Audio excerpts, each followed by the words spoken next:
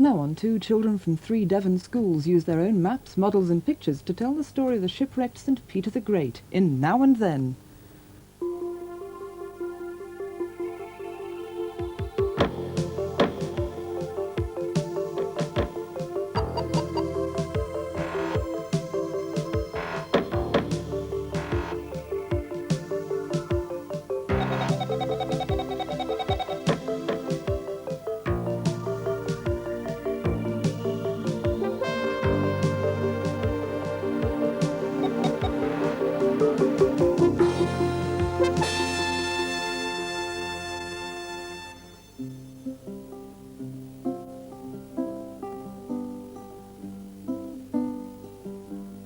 This is the story of a great sea battle between England and Spain, which happened 400 years ago.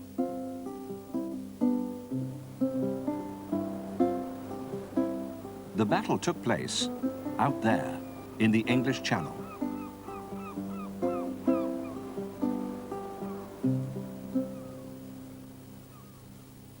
In the year 1588, the most powerful country there had ever been was Spain. For years, Spanish and Portuguese sailors had explored the world and discovered many new lands. They brought back to Spain lots of gold and silver and expensive spices.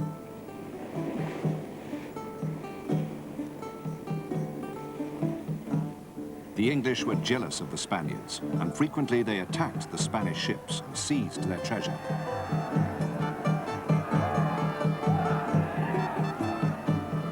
What made things worse was that Spain was a Catholic country, while England was Protestant.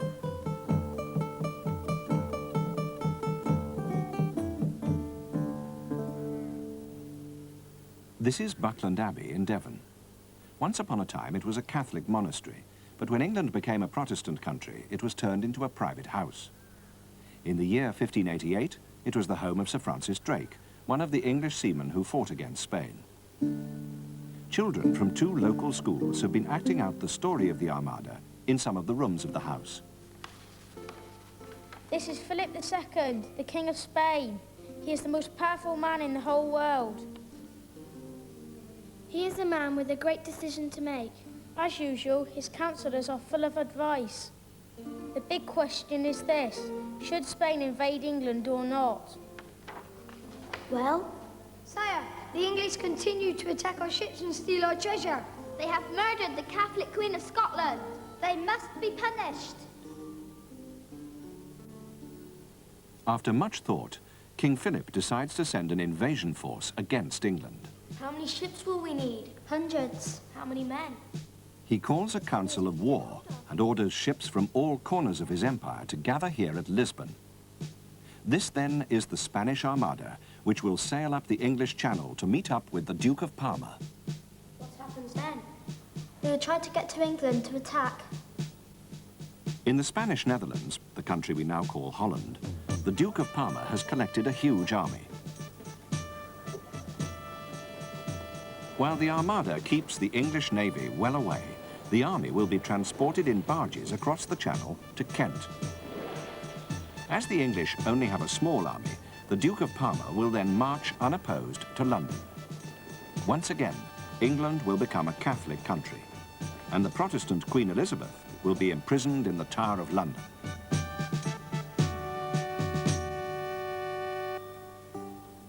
Elizabeth I, the Queen of England, was a clever woman. She knew that war with Spain could not be avoided forever. She guessed that Spain might attack at any time.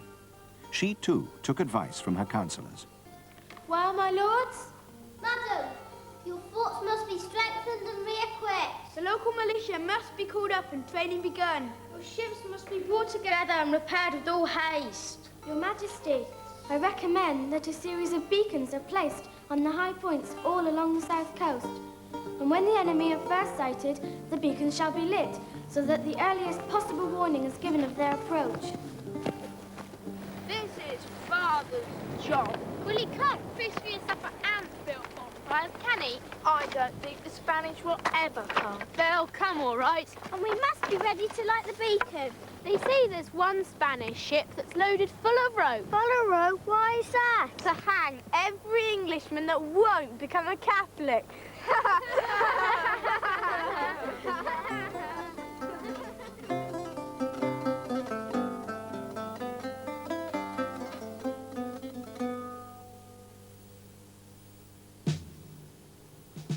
In Lisbon, work began on getting the Armada ready. Hundreds of ships had to be prepared for the journey. Thousands of guns had to be made. Great supplies of gunpowder and cannonballs had to be collected. Food was brought from all over the country and packed into casks made of new wood. 8,000 sailors gathered from all over Europe. 20,000 soldiers were recruited. And 180 priests joined the Armada to persuade the Protestant English to return to the Catholic faith.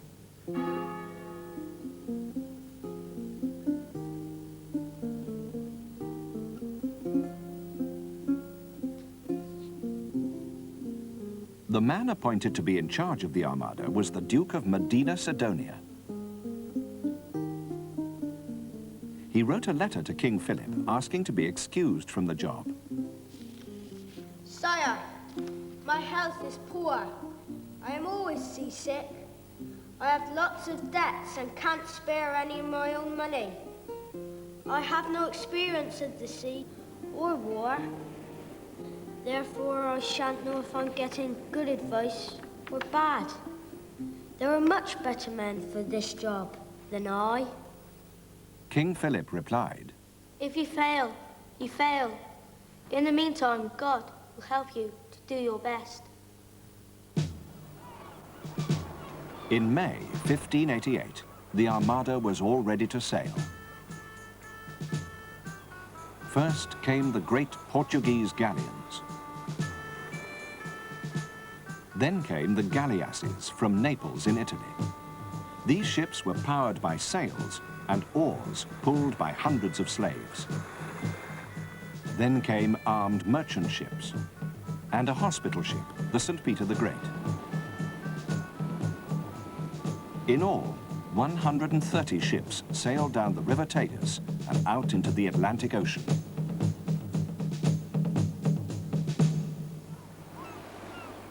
Meanwhile, on the cliff tops of England, people watched and waited. They'll not come. They'll come, all right. Father says that one of the ships carries nothing but firebrands. What they want with them? To burn the cheeks of every little English child like you. Slowly, the Armada sailed on towards England. It was said that the sea groaned beneath the weight of the ships. On July the 29th, the Spanish Armada came in sight of the Cornish cliffs, and the first of the warning beacons was lit. Immediately, the signal fires spread eastwards.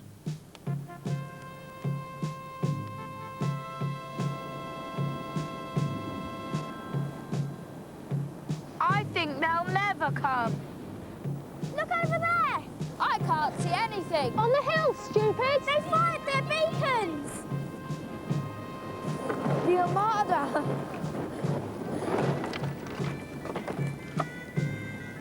It's burning, it's burning! Keep it going.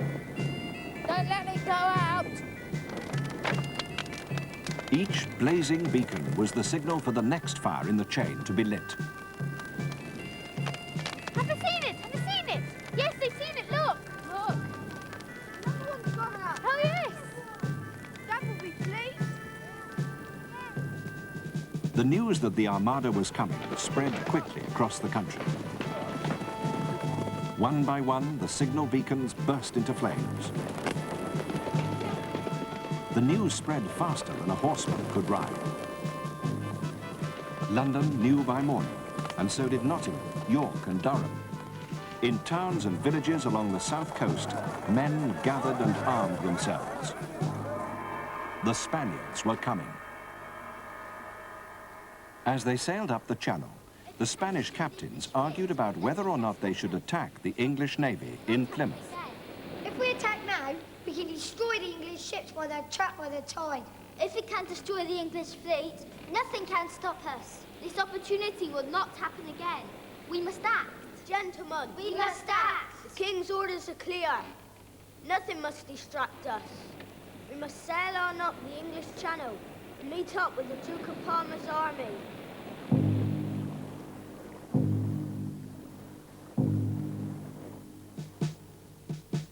As the Armada sailed on, the English fleet came out of Plymouth Harbour and fell in behind the Spanish ships. The following day, the fighting began.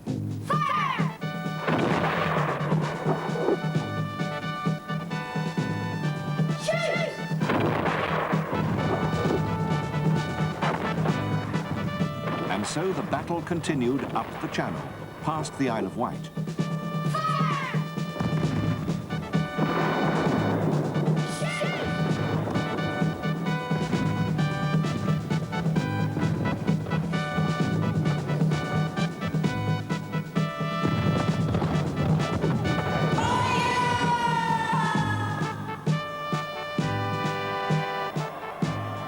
Further east in Kent, Queen Elizabeth gathered her little army around her and prepared to meet the Spanish invasion force.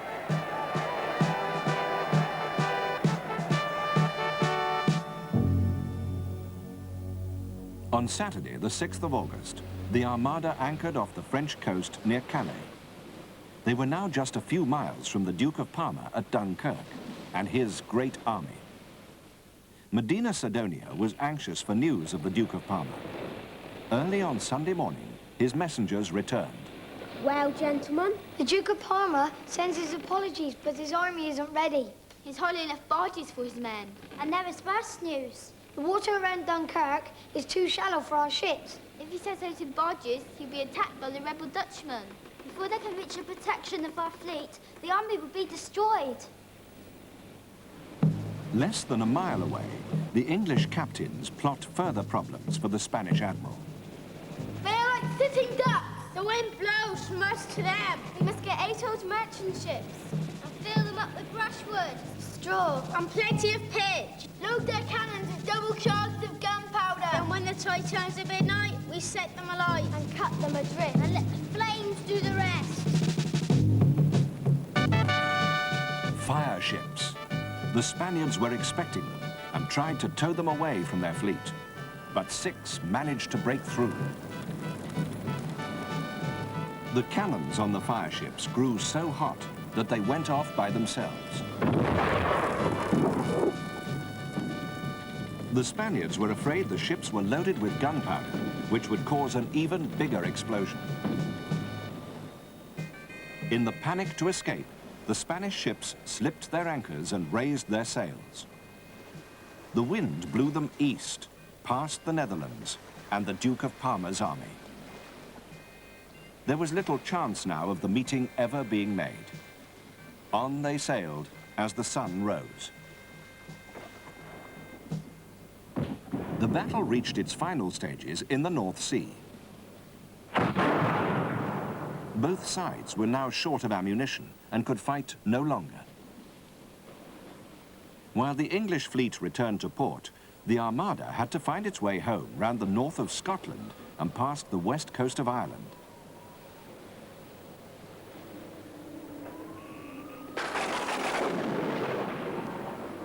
Throughout the long journey home, the weather was wild and stormy. Many of the ships were badly damaged and leaking. Disaster was about to overtake King Philip's mighty Armada. On board all the ships, the conditions in which the soldiers and sailors had to live were terrible. There are 80 soldiers and 20 sailors who are sick. Every day, 4 or 5 die of hunger and thirst. Yet this ship was one of the best supplied with food. There is nothing left but 25 pipes of wine and very little bread. Our meat is rotten. The water which we brought from Spain stinks to heaven and can't be drunk. The common soldiers say that if they ever return home to Spain, they will never again meddle with the English. And many men did not return home to Spain.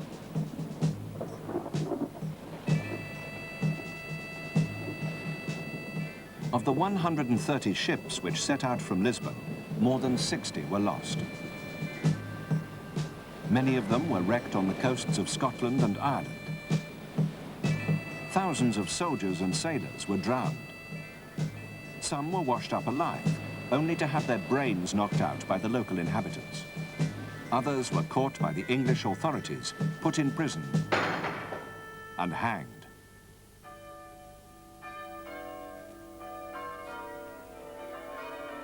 Back in England, the people celebrated their victory. Church bells rang and bonfires blazed. In all their saying about England, the dreadful navy of Spain didn't manage to sink a single ship of ours. And their army never bound so much as a barn or a sheepcote. God breathed and they were scattered.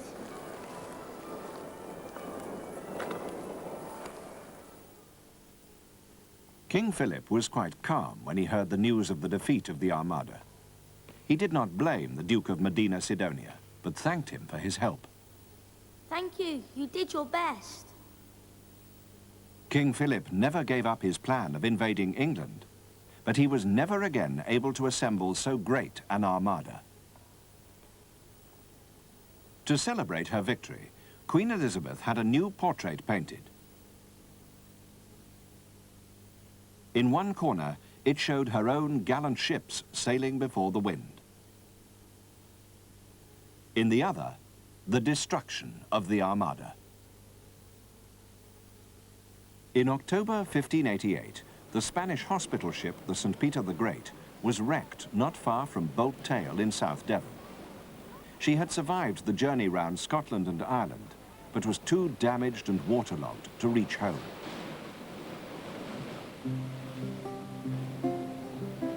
The local villagers stripped the ship of her possessions before she broke up in the waves. The men on board were taken prisoner, and a list was made of their names. Among them was a Portuguese boy called George. No one knows what became of George, or whether he ever saw his home again.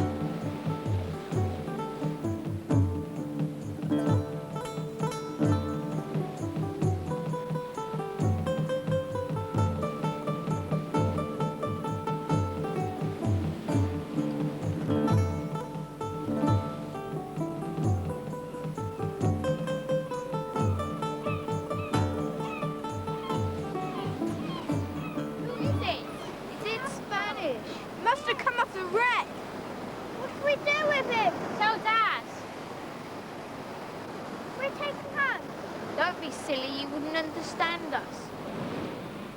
God breathed and they were scattered.